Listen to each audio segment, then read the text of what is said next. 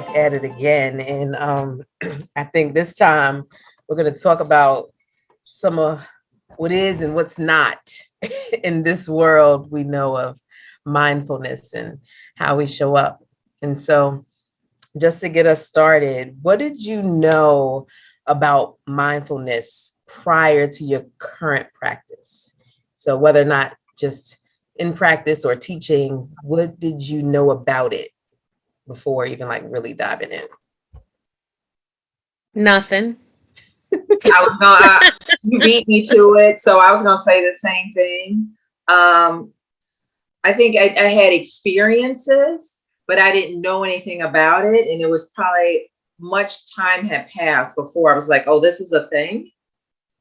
Yeah. Like, and there's something that I can learn and study and practice. But I would say initially, nothing.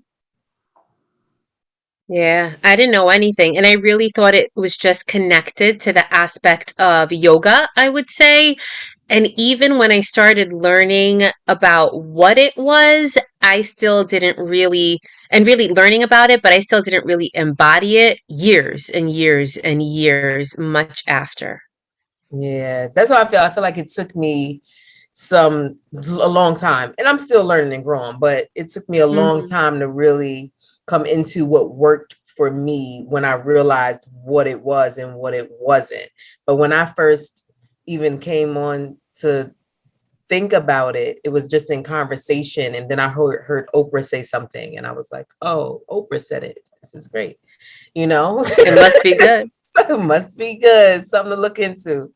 So yeah, I feel like a lot of times we get into things and don't really know much about it, and then we learn and grow. And I feel like this is one of the reasons we're here, building and creating and being a part of this movement and community, so that we can bring awareness to what it is and what's not for us.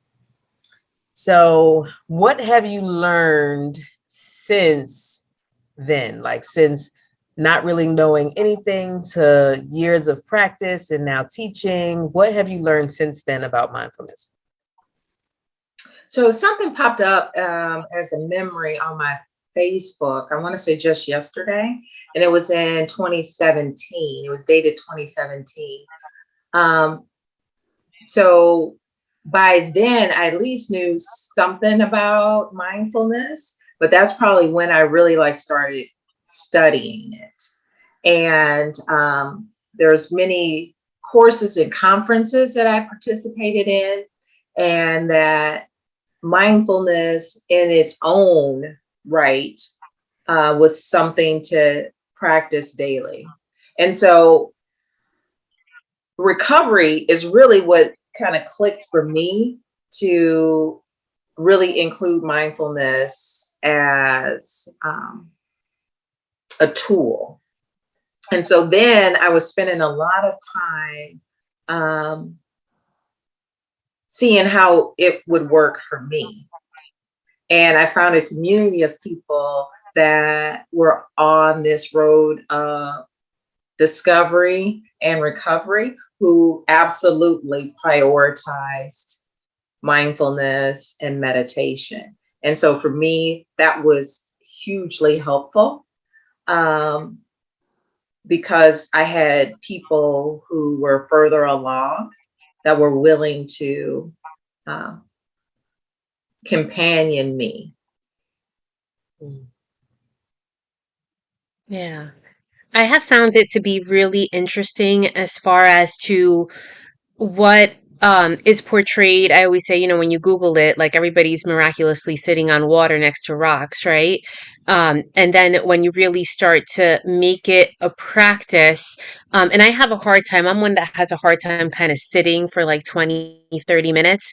However, to put it into your life and just kind of like mindful living and do things mindfully and understanding that it doesn't have to be a sit, but really how you think, how you show up, how you interact with people, that kind of does it more for me, and it grounds me as a reminder as far as if you lose your marbles and other things, you can come back to to peace and to kind of feel like grounded in the earth and not leave yourself kind of floating somewhere out there.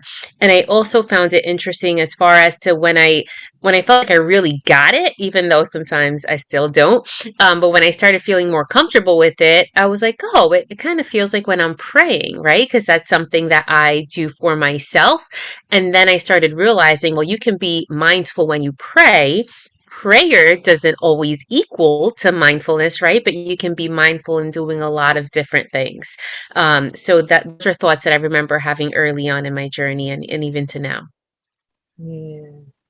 I'm appreciating all of that because we see these pictures in these articles in these commercials, and it's like people are gliding on clouds and all of these things. It's not possible. Well, I don't know. I don't. Maybe somebody can glide on a cloud, but I know I can't. So, it's that thing, right? But then that mindfulness is secular too. Like you can use it in conjunction with, or as a standalone thing. But this is something that we're doing every day unintentionally. And then when we learn more about it, it's like, oh, I've been doing this, but haven't really been putting thought into what this is and what it feels like in my body, and that it shows up differently for everyone and how, they may practice. And speaking to that,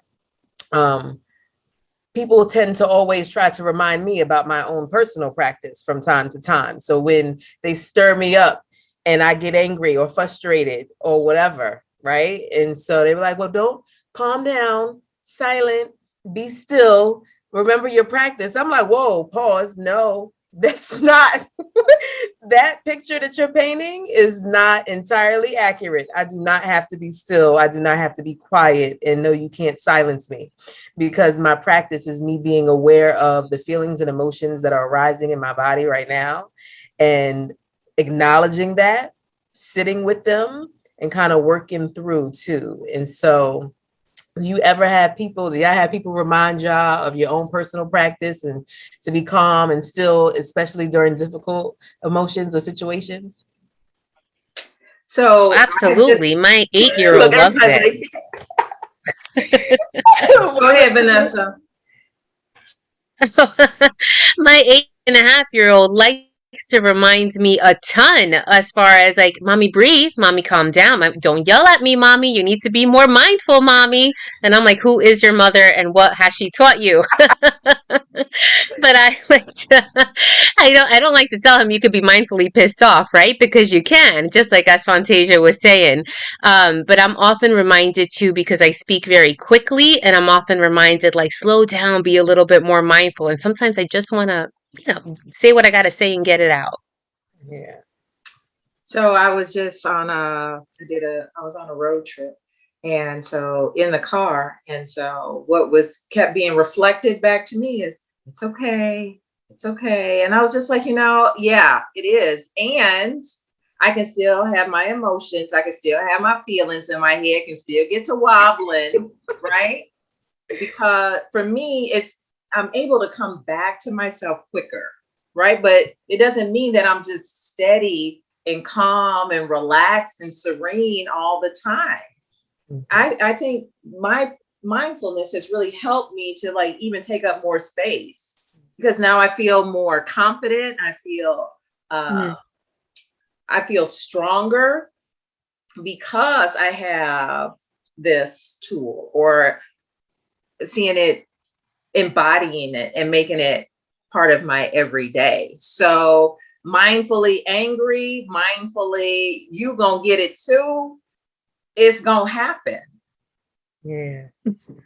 I love it. Mindfully, because you could get it. I love it. But the realness in it, and being in community with one another, and expressing that, and that it's, and in viewing it in a different way, in a different light too. And so I know y'all already spoke to a little some pieces, but how has it specifically impacted your lives? Like, okay, so you didn't really know much about it when you started, then you found a little bit of more about it, then you got into it, reading books, going to conferences, talking to people, learning and growing. Now your own personal practice, now teaching it, now knowing that there's differences between what it is and what it's not. So how has, Donna, you spoke to it just a little bit, right? But how has it impacted your life and who you are and how you're showing up today? I love this question because I think of it as like I've, I've put out seeds, and so now I'm watering them and I'm tending to them. And it's necessary for my own nutrient, my own growth. And so, in order for me to have a fruitful garden, I have to tend to it.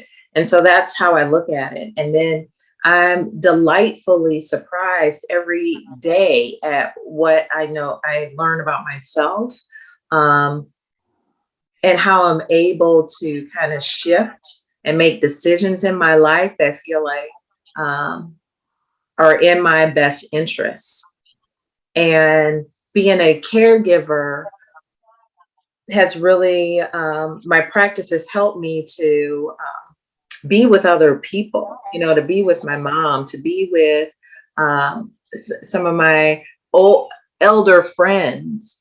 And I just cherish that in a way that I don't know that I would have previously. So I'm grateful every day.